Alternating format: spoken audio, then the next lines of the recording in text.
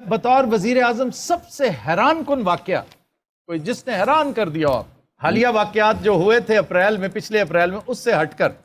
میری والدہ جب میں بڑا ہو رہا تھا تو وہ میری بہنوں کو ہمیشہ کہتی تھی کہ مجھے اس کی فکر پڑی رہتی ہے، یہ بڑا سیدھا ہے، یہ ٹرسٹنگ ہے، یہ لوگوں کے اوپر آنکھیں بند کر کے اعتماد کر لیتا ہے اور یہ زندگی میں رل جائے گا۔ میری ماں مجھے ہمیشہ کہتی تھی۔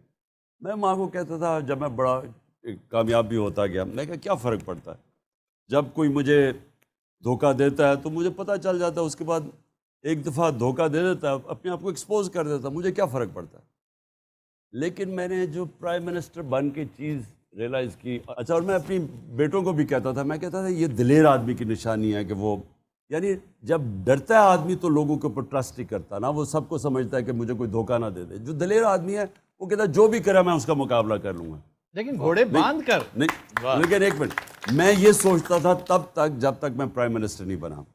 تو جو جنرل باجوہ نے مجھے دھوکے دیے نا، تب میں نے پہلی دفعہ ریئلائز کیا کہ میں ہر بات مان لیتا تھا۔ آپ ہر بات پہ یہ اتنا وہ سنسیئر لگتا تھا سارا وقت، مجھے تمہاری ہے، میں تمہاری فدر، مجھے یہ، ہم ایک پیج پہ ہیں وغیرہ۔ تو جب آہستہ آہستہ جب مجھے پتہ چلا کہ اس نے کتنے دھوکے دے کے اور آخر میں ہماری گورنمنٹ گرائی، پھر میں نے ریورس انجینئرنگ کی، میں نے پیچھے دیکھا تو مجھے ایک دم پتہ چلا کہ کتنے دھوکے دیتا جا رہا تھا۔ تو اس سے جب پرائم منسٹر بن جائے نا تو آپ کو ٹرسٹنگ نہیں ہو سکتے آپ، کیونکہ اصل میں نقصان آپ کے ملک کو ہوتا ہے اس کا۔